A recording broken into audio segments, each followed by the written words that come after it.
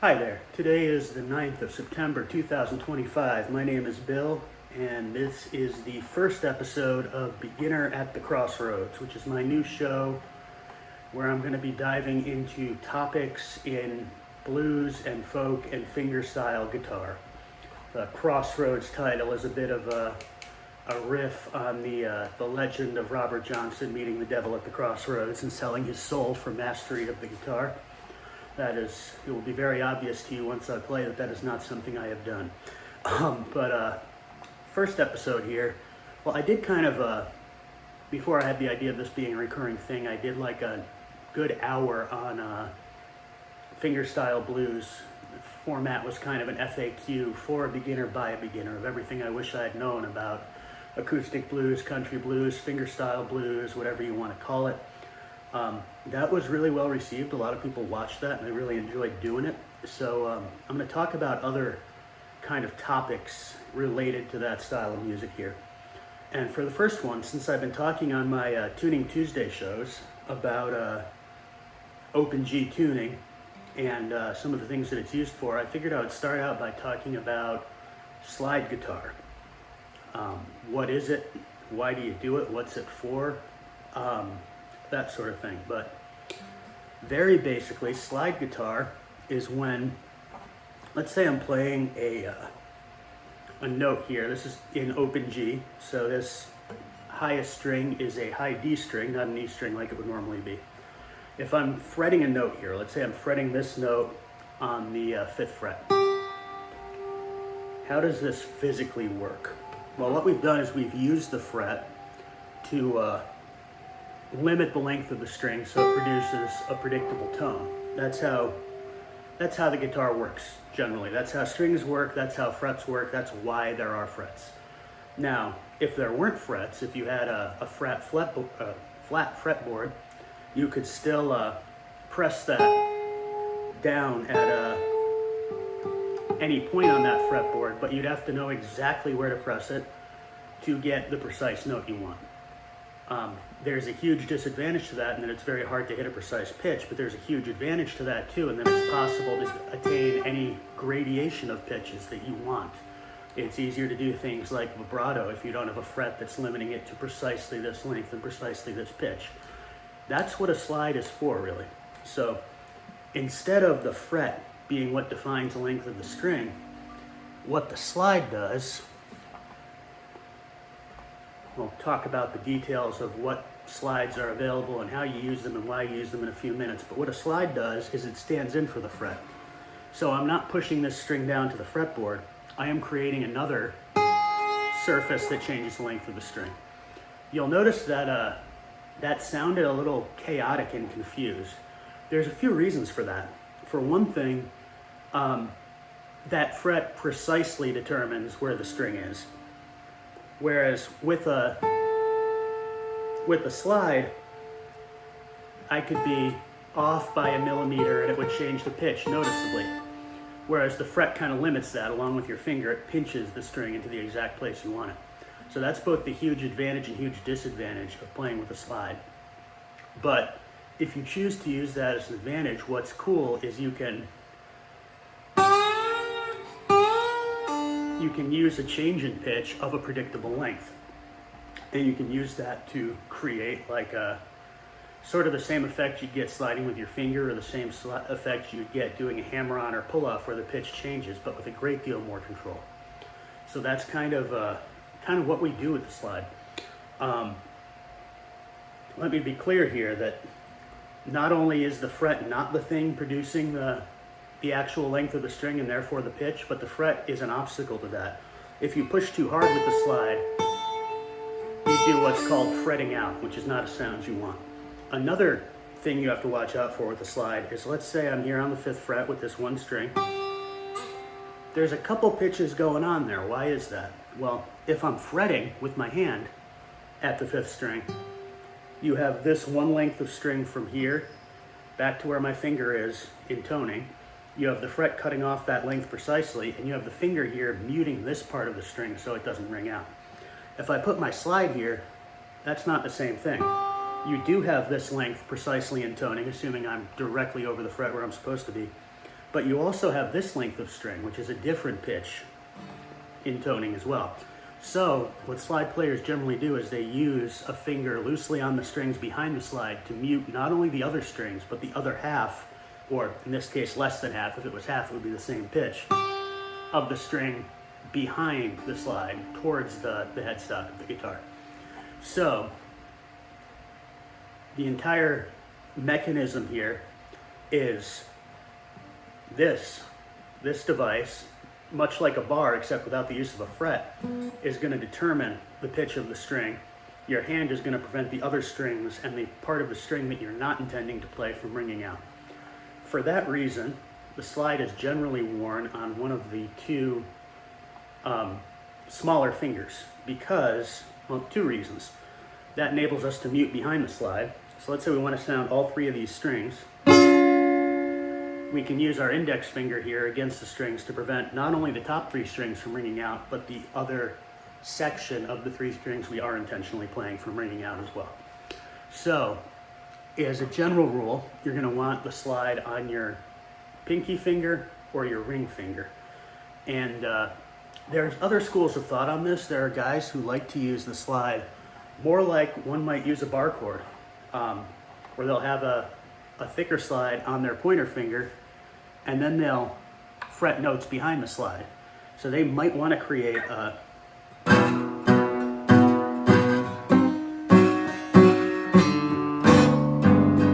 That's not something I've practiced, so it sounds horrible, but that is a valid approach, and that is something some people do. All right, let's talk about the slides themselves. First of all, there's a huge variety of materials and configurations available. There's everything from little rings that only slide on one string that people will intentionally use if they're playing, especially in standard tuning or open D tuning, where you only want to be sliding on one string. They'll have that ring on their finger, and then they'll have their hands free to play with their fingers. Another advantage of having it on your pinky finger is you can fret with your other three fingers and leave this finger out of the way. Like if I want a C chord here, well, it's not a C chord in open G, but it would normally be a C chord. Technically this is a C chord in open G if we skip the top string. Let's say I want to slide that up a couple frets and get,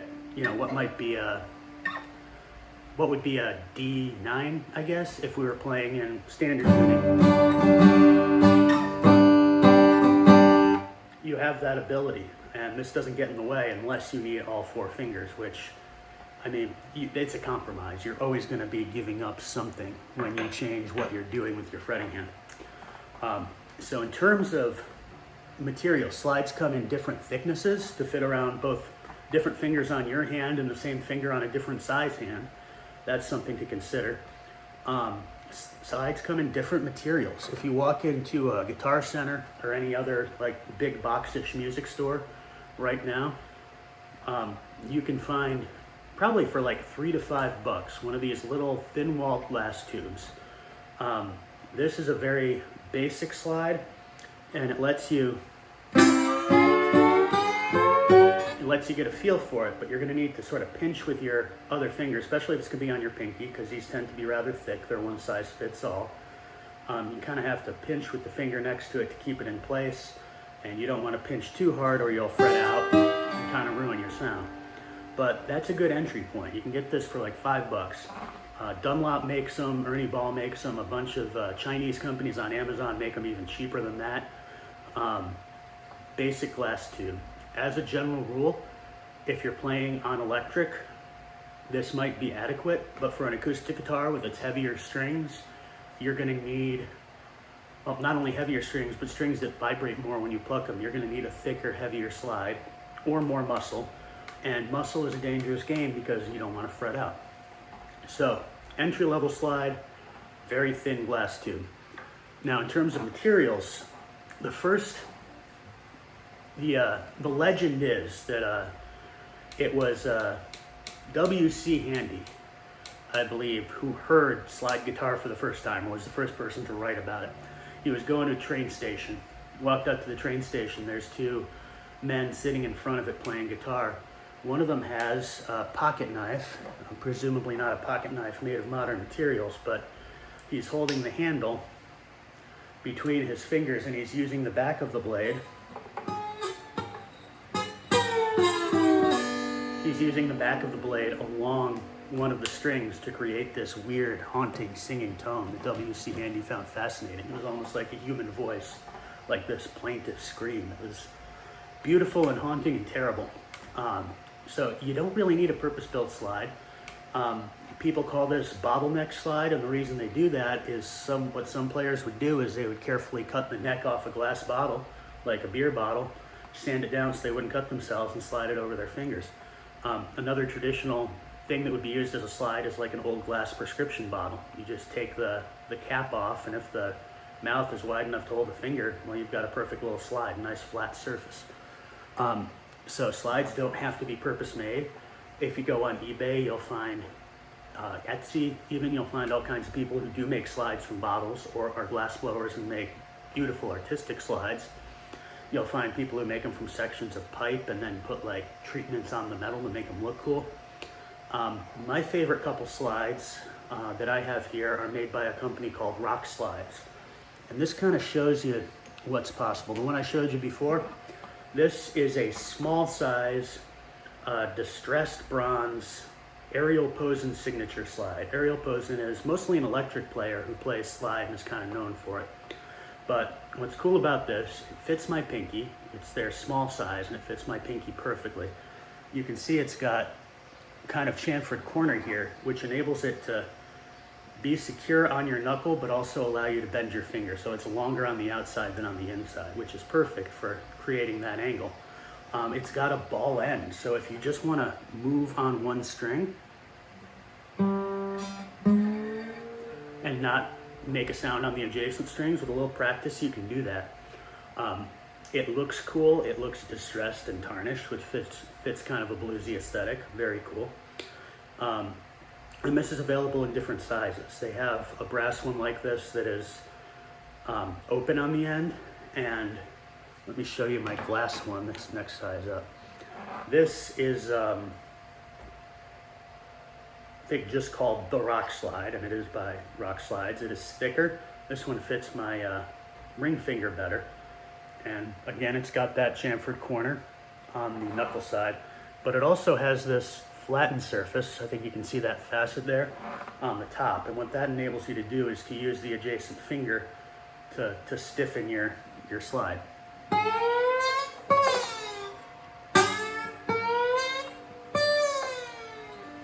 So that gives you a little more control. This is a nice and heavy, thick piece of glass, and because it's sort of amber brown toned there, it's reminiscent of an old beer bottle or reminiscent of an old medicine bottle, which is kind of what they're going for.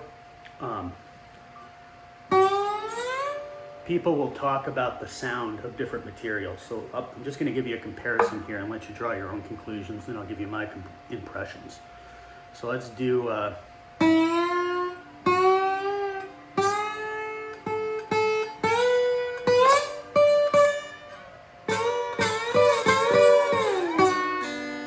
so that's thick glass.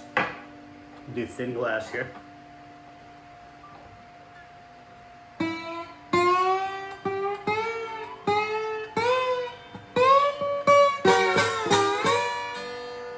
So that sounded about the same on one string, but when I tried to pluck more than one string, it started making more vibrating noises that weren't necessarily what I was going for. So for multiple string playing, the thicker one seems to be better. It seems to dampen the unwanted vibrations. Now the brass Rock Slide, or bronze rather.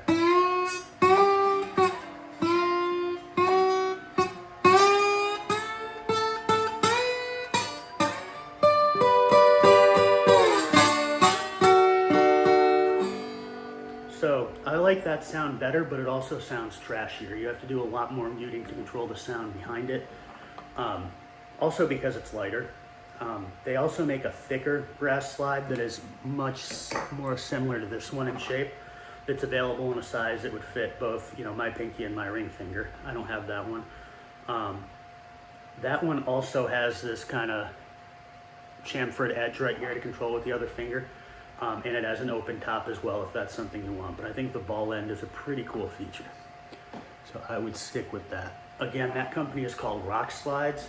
Those generally sell for like $35 to $40, but I think it was late winter, early spring, Amazon was having a sale, and those were like $19 each, which was a really good deal. Still not cheap. If you want to just explore slide, I would start with something cheap in glass. And they also make ceramic slides. I don't have one of those on hand. That's supposed to be somewhere between the sound of glass and the sound of metal. There are other kinds of metal. There's chrome slides as well. And people who play lap steel guitar, where the guitar is held like this and it's generally in an open tuning and it's down on your lap, Hawaiian guitar, that sort of thing, they use what's called a tone bar, which is just a heavy metal bar. But those guitars don't have frets at all, so fretting out is not a concern, as it is on a regular flat top guitar. In terms of equipment, we talked a little bit about what's desirable in a fingerstyle blues guitar, and a lot of what's desirable in a slide guitar is, I wouldn't say opposite that, but a little different. First of all, you're almost entirely going to be playing in drop tunings, whether that's open D tuning, which involves lowering the pitch of 4-year strings, 3-year strings, or open D tuning, open G. They both involve lowering the pitch of strings, which means at a given string gauge, you're going to have less tension. It's going to be easier to hit the fretboard by mistake. So slide players generally use a guitar that either has a higher action. Action is the distance between the fretboard and the string. A higher action means a greater distance, which means it's harder to fret with your fingers, which makes it a worse guitar for every other kind of playing, as a general rule. There's slide players who say don't worry about action. If you're worried about action, your technique is off. And there's other people who just think, well, if I have a guitar with a high action, I'll just use it for slide. I think both of those are valid points of view, but I think if you want to have excellent technique, it's good to practice on a guitar that you can play other things on as well. First of all, you don't need 2 guitars, and second of all, you get to work on your technique and perfect it. And better technique, all things being equal, will equal a better sound, right? I mean, that seems like common sense. So this guitar has a fairly normal action, but what I did do is I put strings with a 13 gauge bottom string on it, which is thicker than I would normally play for fingerstyle, although this guitar still works fine for playing fingerstyle. It just takes a little more muscle. So if I'll just do the Piedmont roll here for a second to show you, it's still playable.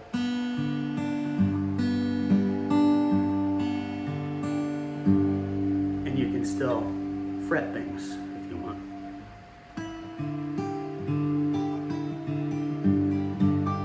Still a playable guitar.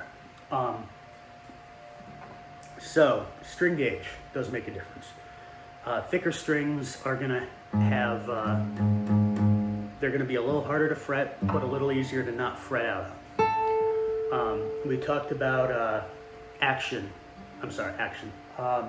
scale length as well, and we talked about fingerstyle blues guitars. So a shorter scale length means, in general, all things being equal, floppier strings, because from here to here, rather than being 25.5 inches, is going to be 24.5 inches. So at a given scale length, you're going to have more of a danger of fretting out and less tension in the strings. At a longer scale length, with the same gauge of strings, you'll have less danger of fretting out. But also, any move you make in one of these directions makes it worse for the other thing. So if you don't want to have a specialized slide guitar, you don't want to put on 16 gauge resophonic strings. That brings up something else. A lot of people play slide, and a lot of the people who have resonator guitars use them for slide. So resonator guitars, if you have one, if you have access to one, if you have money to buy one, and you want to play slide, that is kind of the Cadillac slide playing experience, like something with a resonator cone. A lot of, when you look at Sun House, that's kind of what that music was played on. Slide guitar is very much associated with the Delta blues sound, and kind of a characteristic Delta blues thing is that you're playing some kind of bass up here on these low strings, and then you'll be doing something on these top strings, usually the top 3 strings or top 2 strings, where you might be like sliding repeatedly to your, it helped if I had my slide on, right? Got what I was doing for a second.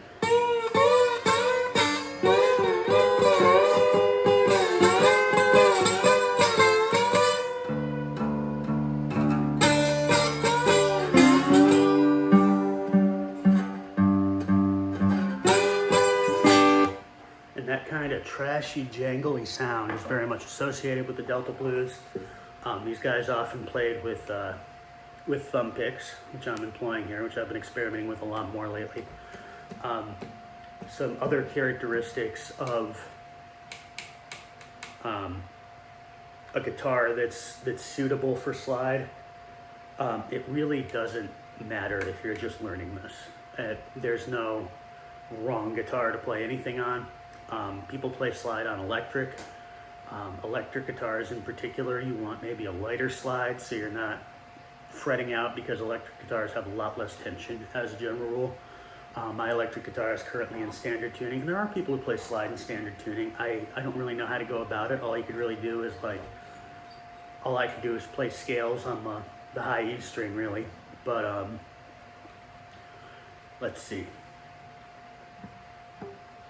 That's about all I've got for the basics of slide. You want to think about setting a guitar up in an open tuning. You want to make sure you have a guitar that can handle an open tuning. You don't really need a guitar with a super high action, although if you want to play like lap style, they do make what's called a nut extender that drastically raises your strings further from the nut and is removable. So that way you're not going to fret out ever. But if you're looking to play like a bluesy slide guitar, I mean, we're generally talking about a conventionally held guitar in maybe an unconventional tuning. And that also saves you the expense of buying a new guitar, having a secondary guitar that you just use for slide. Like, I still play I don't always have this in open tuning, but it's been in open G for a couple weeks, and what I've been doing is playing other things in open G tuning that are fingerstyle. Like, I've been playing a little bit with Delta licks. I've been playing with like some of John Fahey's arrangements of like Christmas carols, stuff like that. Stuff that is not played with a slide at all, stuff that is just played with your fingers. And we talked about the advantages of open G for being able to get to like banjo style rolls and licks and stuff like that. And to be fair, if you put thicker strings on a guitar to play with slide, that is also a guitar that is more amenable to being played with hardware like, finger picks and thumb picks, because you have more tension for these chunky things on your finger to not get in the way of very thin strings, which they can make a lot of noise on. So I still find that finger picks make way too much noise, but I haven't really developed my touch with them yet. I've just been playing with them for a week or two here. So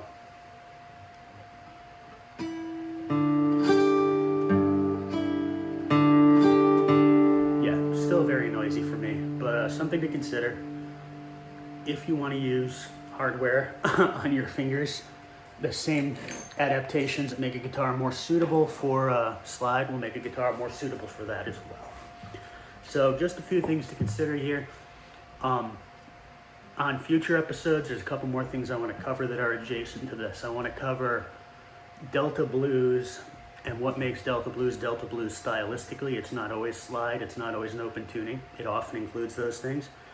There's also styles of music like hill country blues that I want to explore a little more. If you look at,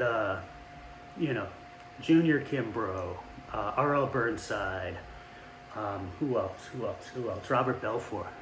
These are guys who played mostly in open G, open D, and occasionally drop D, and not necessarily slide players, although I think Burnside used to slide a lot. That's a much more single chord groove driven style, and we can talk about that in a future episode. I think I did demonstrate like a hill country blues lick at one point during my fingerstyle blues show. But next episode we're going to talk about Delta blues, what makes it special. This is all I got for now on slide. I'm going to kind of work on a couple pieces here. I've got a couple tunes in the same Steve James book that I have Slow as Lightning from. There's one called Delta Thing that is just kind of a riff up here that involves going to that 12th fret, the highest two strings. It's kind of a blues in G that goes C, D, G, C, D, kind of a conventional 12 bar, but with some unconventional tools. It doesn't involve slide. So, and it is an open G. So I'm gonna work on learning that, and there's a couple other tunes in Stefan Grossman's books that I'm also gonna try to learn, and we'll cover those on future Alternate Tuning Tuesdays. So thank you for joining us on Midnight at the Crossroads here. You have a great day. Goodbye.